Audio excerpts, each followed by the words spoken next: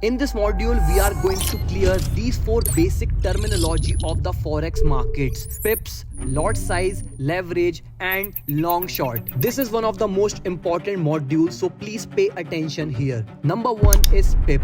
PIP. Now those who do forex trading, they must be familiar with this word, but for the beginners this word might be confusing for them. But trust me, I'll give you all the clarity till the end of this module. The full form of PIP is percentages in points. Now why percentage in points? For example, if I go to tradingview.com and search for a stock from India, let's say Reliance Industries, it will show me the price in Indian rupees, which is Indian currency. If I search for a stock from US like Tesla, it will show me the price of Tesla in US dollars. But when I search a currency, let's say Euro versus USD, so they show me these numbers. What are these numbers? Whether it is Euro or US dollars? Well, this number isn't either Euro or US dollars. These are pips. Pips is a kind of calculation when two different and cross currencies comes together. So whenever we see these forex currency pairs, you might have noticed this thing that these forex currency pairs have values in decimals. Even after decimals, there are 4 to 5 digits. Let's understand this with an example. Suppose we are considering a pair INR versus USD, and if you Google this, that how many INRs are there in one US dollar, so the value comes out to be 87.5 INR. That means the value here is in decimals. That's why we consider the unit of percentage in points. Similarly, in forex, there are many different pairs that are traded against another currencies. For example, if you see a pair like Euro versus Swiss franc and see the chart of this pair on TradingView, so it comes out to be 0.956 something, which means 1 CHF is equals to 0.9564 euros. Let's consider another example of Australian dollars versus US dollars. So if you see the value on the chart, the value comes around 0.629 something. That says 1 USD contains 0.6296 Australian dollars. But the majorly traded pairs are only 7 pairs that are traded against the US dollars. Because as I told you in the previous module, USD is the most actively traded currency. Now we have understood how pairs are formed, how they work. Now let's understand how to calculate pips in these pairs.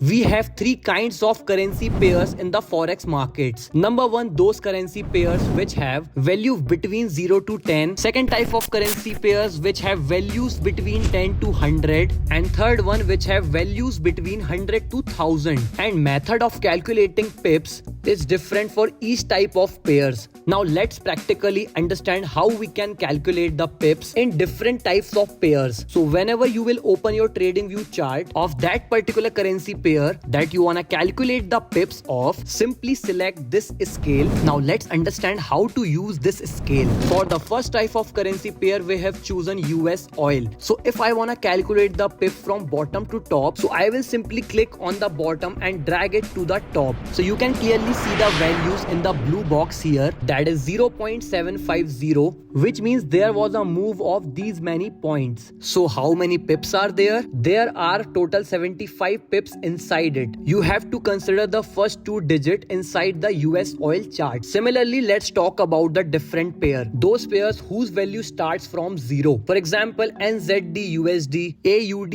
USD, or maybe Euro CHF. So here I will take Australian dollars versus US dollars. Now I want to calculate from this bottom to this top how many pips are there. So I will once again select the scale here and draw it from bottom to top. So it's written here 0.00214, which means there is a move of these many points, and the change in pips is total 21 pips. We can cancel out the digit after this decimal. So this was an example of those pairs whose value starts from 0. Now let's take an example of those pairs whose value starts from 1. For example, USD CAD, Great Britain Pound USD, Euro USD. So I'm taking Great Britain Pound here. So now if I want to calculate how many pips are there from this top to this bottom of Great Britain Pound, so once again I'll select the scale and drag it from top to the bottom, and you can see there is a points change of minus 0.00680, and the change in pips is minus 68 pips towards the bearish side. Now let's take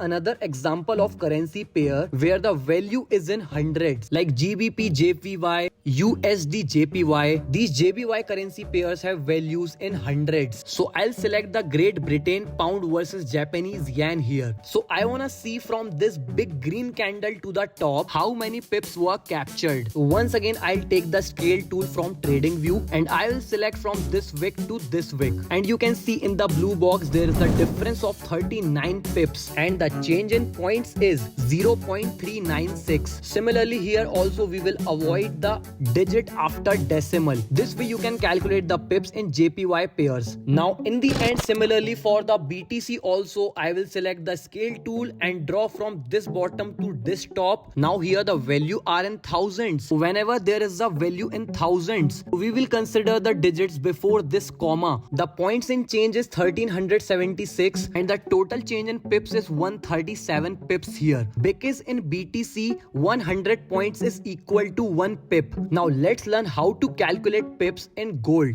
The calculation in gold is very simple. $1 movement is equal to 10 pips. That means if your price moves from $3017 to $3018, that means $1 change here is equal to 10 pips. I hope I have cleared all the doubts about pips, and this was the most easiest and simplest way by which you can calculate pips. Now understanding pips is very important because this will decide your lot size and your risk to reward ratio, which we will discuss about in our upcoming modules.